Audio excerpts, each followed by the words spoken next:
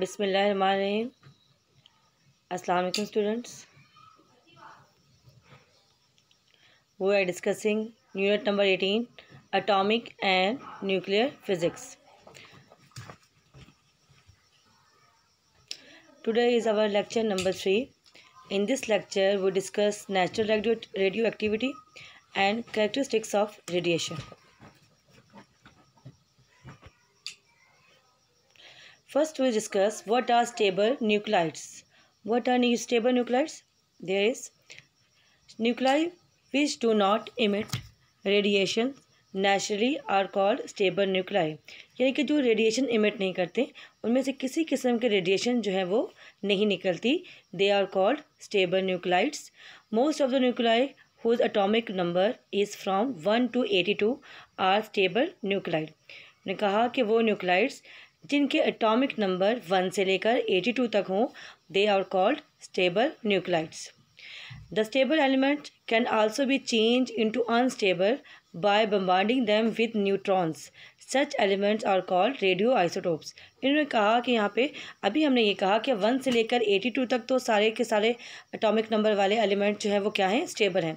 इन्होंने कहा कि लेकिन हम इन्हें अनस्टेबल में कन्वर्ट कर सकते हैं. किस तरह कि अगर हम इन 1 से लेकर 82 एटॉमिक नंबर वाले एलिमेंट्स को अगर हम न्यूट्रॉन से बम्बार्ड करें तो वो अनस्टेबल न्यूक्लाइड्स में कन्वर्ट हो जाते हैं, लेकिन उन्हें हम क्या कहते हैं, रेडियो आइसोटोप्स कहते हैं. Okay. What are unstable nuclides? Nuclei which emit radiations naturally are called unstable nuclei. ठीक है, यानी कि जो रेडिएशंस इमिट करते रहते हैं they are called unstable nuclei. Okay. Number 2, the element whose atomic number is greater than 82 are naturally unstable. जिनके atomic number 82 से ग्रेटर हो they are naturally unstable.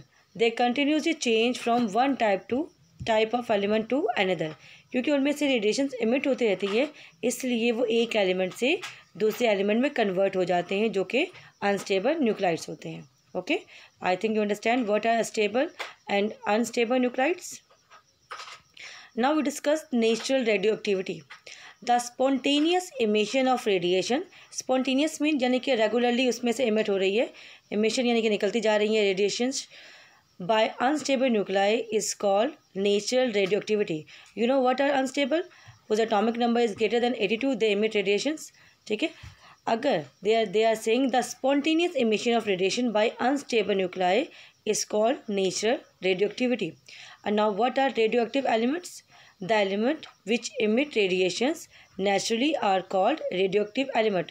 Obviously, they are those element whose atomic number is greater than 82 is called radioactive element. Okay.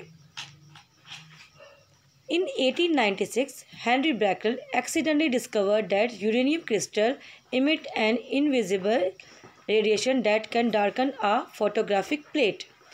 He also observed that the radiation has the ability to ionize a gas. 1896 में हैंड्रल जो है वो uranium crystals को discuss कर रहा था, यानी कि उसके ऊपर वो अपना वर्क कर रहा था. एक्सीडेंटली उसने ये देखा इन डार्कन यानी कि अंधेरे में उसने ये देखा कि डार्कन पे ये जो आपके पास यूरेनियम क्रिस्टल है इसने फोटोग्राफिक प्लेट में स्पॉटिंग कर दी. स्पॉटिंग यानी कि उसके ऊपर स्पॉट्स डाल दिए, निशान डाल दिया. उसने इसको बाद में और फर्दर ऑब्जर्वेशन की तो उसने कहा कि इसने ये सिर्फ फोटोग्राफिक प्लेट को नहीं स्पॉटिंग करता, जबकि ये गैसेस में से अगर हम इन रेडिएशन को पास करें तो उन गैसेस को ये क्या करते हैं, ये आयोनाइज कर देते हैं. 1896 में अभी हमें बस यही पता था कि जस्ट ये एक ही एलिमेंट है जो कि है यूरेनियम, जो कि क्या करता है, फोटोग्राफिक प्लेट पर भी स्पॉटिंग कर रहा है. ठीक है. और नेक्स्ट गैसेस को भी क्या करता जा रहा है, आयोनाइज कर रहा है. अब हम आ जाते हैं Marie Curie and his husband Pierre के वर्किंग पे. ठीक है. The most significant investigation of this type were conducted by Marie Curie and her husband Pierre. यानी कि मैरी क्यूरी और हर हस्बैंड पेरी ने मिलकर एक बहुत बड़ी इन्वेस्टिगेशन की इन रेडियोएक्टिव एलिमेंट्स पे.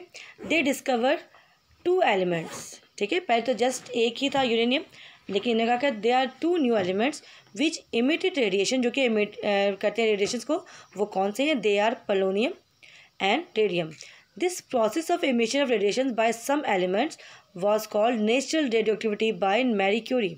ठीक है, यानी कि कि इस तरह के एलिमेंट्स जो कि रेडिएशन इमिट करते जाते हैं, इसे हम क्या कहते हैं? नेचुरल रेडियोएक्टिविटी कहते हैं. यह हमें किसने कहा? मैरी क्यूरी ने कहा. ठीक है, नेक्स्ट हमने कहा the subsequent experiment perform by Henry Becquerel ने भी इसी तरह के एक्सपेरिमेंट्स किए. Suggested that radio activity was the result of the decay of disintegration of unstable nuclei. उसने कहा कि हेनरी ने हमें ये कहा कि रेडियो एक्टिविटी जो है वो किसकी वजह से रिजल्ट में आती है? उसने कहा कि इसलिए आती है जब अनस्टेबल न्यूक्लियाई जो है वो डिसइंटीग्रेट होता है या फिर डिके करता है, उस वक्त आपके पास क्या होता है? आपके पास रेडियो एक्टिविटी या रेडिएशन जो है वो क्या होती है? इमिट होती हैं. इन्हें हम कहते हैं रेडियो एक्टिव एलिमेंट्स. अब यहाँ पर देखिए, आपके पास एक रेडियो एक्टिव एलिमेंट है, जैसे हमने रेड ब्लॉक के अंदर ये लेड, ये ब्लैक कलर का जो आपको नज़र आ रहा है, that is lead block. Lead is a element. इसके ब्लॉक के अंदर हमने एक रेडियो एक्टिव सोर्स रखा है. ठीक है, हमने ये देखा यहाँ पर इस डायग्राम में ये शो रहा है कि रेडियो एक्टिव एलिमेंट्स में से 3 टाइप्स की पार्टिकल्स जो है वो इसमें से इमिट हुए, जो कि जाकर फोटोग्राफिक प्लेट पे स्पॉटिंग कर रहे हैं. एक उन्होंने कहा कि एक अल्फ़ा पार्टिकल है. ठीक है, एक रे जो है वो बीटा पार्टिकल है. ठीक है, जो कि आपके राइट साइड पर बेंड होगी, और एक रे जो बिल्कुल सीधी पास करेगी, that is called gamma raise.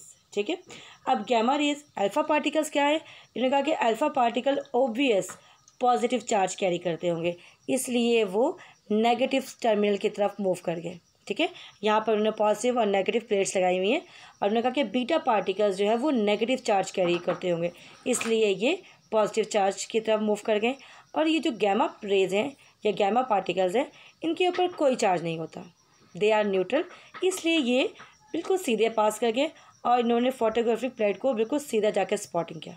Okay, now हम वन बाय वन डिस्कस करते हैं. What are alpha particles?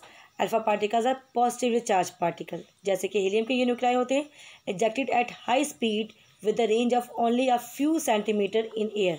ये काफ़ी हाई स्पीड से ये मूव करते हैं. They can be spotted by an ordinary sheet of an aluminium thin aluminium foil. ये कैसे हम स्टॉप कर सकते हैं? किस तरह से? अगर इसके रास्ते में अगर आप कोई फाइन से या बारीक से एल्यूमिनियम फॉयल भी रख दें, उससे भी हम इसे स्टॉप कर सकते हैं. Next is beta particles. Beta particles are negative charge particle. ये पॉजिटिव जो है वो टर्मिनल की तरफ मूव कर जाएंगी. Streams of high energy electrons ejected at various speed as high as close to the speed of light, यानी कि स्पीड ऑफ लाइट से ये मूव करती हैं.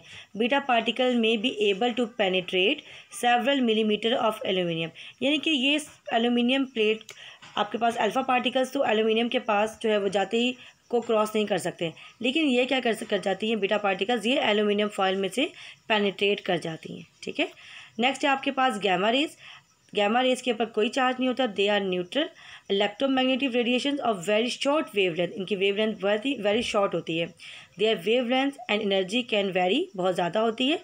Energy high energy gamma rays can penetrate at least 30 centimetre of lead और 2 kilometre of air, यानी कि ये इसकी रेंज बहुत ज़्यादा होती है.